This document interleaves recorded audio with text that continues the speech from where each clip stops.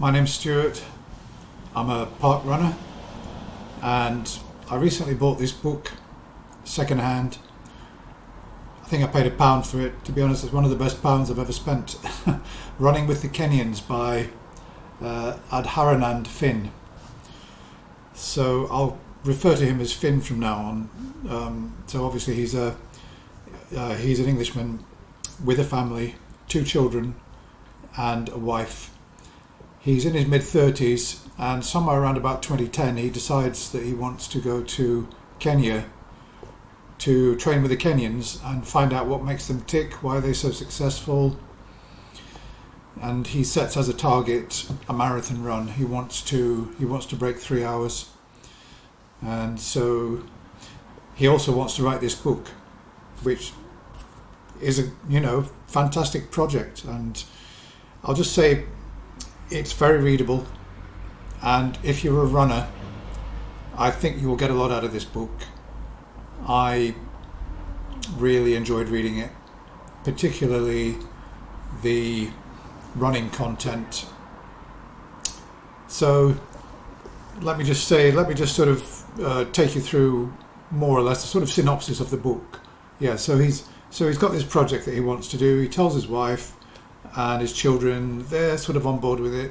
Not too sure, because obviously Kenya is not going to be like France, it's not going to be like Germany, it's not a sort of advanced country, and obviously I've been to India and places like that, so I know that it can be a bit rough and you've got to be prepared to compromise in some respects. And obviously when he gets out there and he finds out that all the toilets are just a hole in the ground, yeah, he starts to realise that I'm going to have to make some lifestyle changes here if I'm going to get through this time.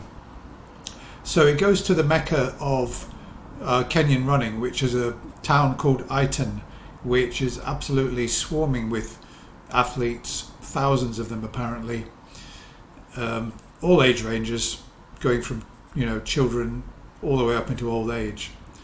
Everybody lives and breathes running. He gets out there, and the first obstacle, or rather the first thing they've got to do, is try and find somewhere to live. They know 1 or 2 people out there already, and they manage to find somewhere to live. And it's not ideal. And the main thing is that he starts training and realizes how far he's got to go, how far behind he is, and how much training he's got to do. Because when he initially goes out and starts training with them, obviously he struggles to stay with them. He very quickly forms a team. He meets some people out there, starts making friends, and through 1 or 2 connections that he's already got, and he forms a team called the Iton Town Harriers or something like that, and he's got 5 or 6 people in his team. He goes out and he trains with them, and he comes unstuck a few times. For example, there's a cross-country race, and the standards out there are so high that you've got people who are capable of running sort of 2 hours 6 for the marathon, turning up to what we would call local provincial races. And the standards are so high that the cross-country race that he does, obviously if he went off at his own pace, he would be far behind right from the off. But he tries to keep up with them. He blows up, and he's out of the race within a couple of miles. And then he does 1 or 2 other training runs, and then they go out and start training with him and his colleague. Him and his team members go out and they try to run. I think it's 22 kilometers or something like that as a long distance run. The first time he goes out with them, I think he runs 10k. Then he gets to 15, and then he gets to 20. He manages to do the whole thing, and he's improving. He's getting better and better. So I'd just like to say that the parts of the book that deal with the actual running are really sort of interesting to read. Me as a runner, you can relate to them. There's a lot in the book that it's difficult to sort of connect with, because there are many characters in this book, and there are times when it's difficult to remember who is who.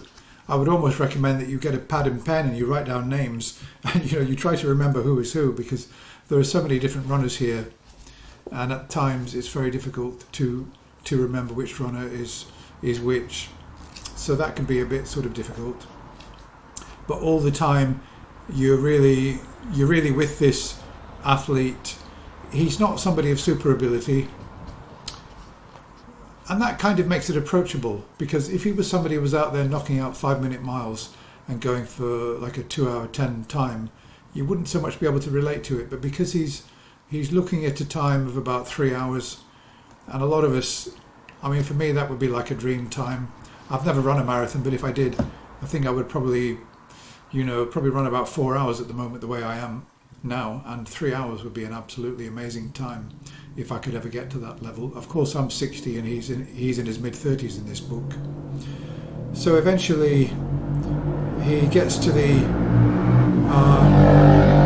just let a motorbike go past. He gets to the end goal, which is the marathon which he's trained to do in Kenya, on a very, very hard and slow course. And somebody warns him and said, you realise that course, it's not really worth doing it, because it's a slow and really hard grind of a course. But he does it anyway. He does find it a real grind, and he runs about 3.5 hours, which he's happy with. But he's absolutely collapsing by the end of it. Real grind, the last 5 miles. And then he goes to New York and he runs the marathon in just under 3 hours, 2:55. So big difference. Of course, this is also at altitude, so you've got to take that into account.